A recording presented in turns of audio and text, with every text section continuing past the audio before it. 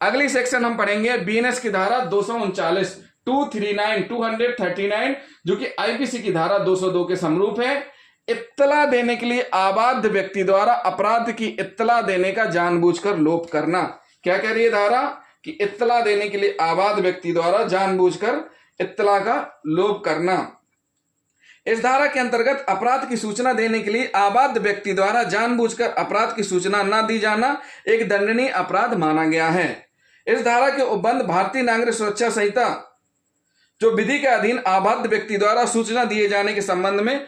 है, उसमें भारतीय नागरिक सुरक्षा संहिता में उल्लेखित किया गया है। हम आपको बता चुके हैं किन किन सेक्शंस में और किन किन परिस्थितियों में सूचना देना आवश्यक है, वही इसके अंतर्गत लागू होंगे। अगर उन अपराधों के बारे में सूचना देने का विलोपन करते हैं तो इस धारा में के तहत दंडनीय किया जाएगा दोष सिद्ध होने पर। उल्लेखनीय है कि बीएनएस की धारा 239 और आईपीसी की धारा 202 में प्रयुक्त शब्दावली जो कोई भी के अंतर्गत अभियुक्त व्यक्ति का स्वयं का समावेश नहीं है, क्योंकि विधि अभियुक्त पर यह कर्तव्य अधिरोपित नहीं करती कि वह स्वयं द्वारा किए गए अपराध कृत्य की सूचना किसी व्यक्ति को दे। देखिए साथियों, इसमें जो कोई भी का के अंतर्गत अभियुक्त व्यक्ति का स्वयं का समावेश नहीं है, क्योंकि विधि अभियुक्त पर यह कर्तव्य अधिरोपित नहीं करती है कि वह स्वयं द्वारा किए गए अपराध कृत्य की सूचना किसी व्यक्ति को दे। इसका कारण यह है कि ऐसा करना अभियुक्त द्वारा स्वयं को अपराध में फंसाना होगा, जो संविधान के अनुच्छेद 20 सब क्लॉज 3 के उल्लंघन में होने के कारण विधि मान्य नहीं होगा। भगवान स्वरूप बनाम राजस्थान राज्य के बाद में यह विनिश्चित किया गया कि यदि किसी व्यक्ति को यह पता चलता है कि अमुक व्यक्ति की मृत्यु प्राकृतिक रूप से नहीं हुई है, फिर से समझिए, भगवान स्वरूप बनाम राजस्थान राज्य के बाद में यह विनिश्चित किया गया कि यदि किसी व्यक्ति को यह पता चलता है कि अमुक व्यक्ति की मृत्यु प्राकृतिक रूप से नहीं हुई है, तो बीएनएस की धारा 239 और आईपीसी की धारा 202 के अनुसार वह व्यक्ति इसकी सूचना के लिए कर्तव्यबद्ध होगा और अभियुक्त का अपने बचाव में यह तर्क व्यर्थ होगा कि सूचना देने का कर्तव्य उत्पन्न होने के पश्चात वह किसी अपराध में फंसा हुआ था। पिछली धारा जो कि बीएनएस की धारा 238 है और आईपीसी की धारा 201 की टिप्पणी के अंतर्गत उल्लेखित घुरैया बनाम मध्य प्रदेश राज्य के मामले में जहां अभियुक्तों ने एक 11 वर्षीय बालिका के साथ बलात्कार करके उसके जननेंद्रिय में एक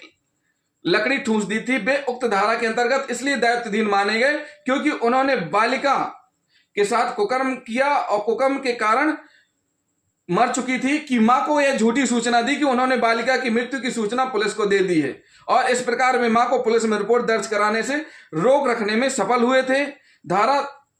239 और आईपीसी की धारा 200 के अंतर्गत उनसे यह अपेक्षित नहीं था कि वे अपने अपराध की सूचना पुलिस को स्वयं जाकर देते। तो साथियों, उच्चतम न्यायालय एचएस राठौड़ बनाम राज्य के बाद में अब निर्धारित किया गया कि जब तक मुख्य अपराध पूर्णतः स्थापित ना हो जाए यह धारा लागू नहीं की जा सकेगी। तो साथियों, इस प्रकार हमने आपको स्पष्ट किए, मतलब भारतीय नागरिक सुरक्षा संहिता में जो सेक्शन दिए हुए हैं जिनके आधार पर हमने आपको बताया था कि कौन से ऐसे अपराध हैं जिनके बारे में सूचना देना आवश्यक है। अगर किसी व्यक्ति की प्राकृतिक मृत्यु नहीं हुई है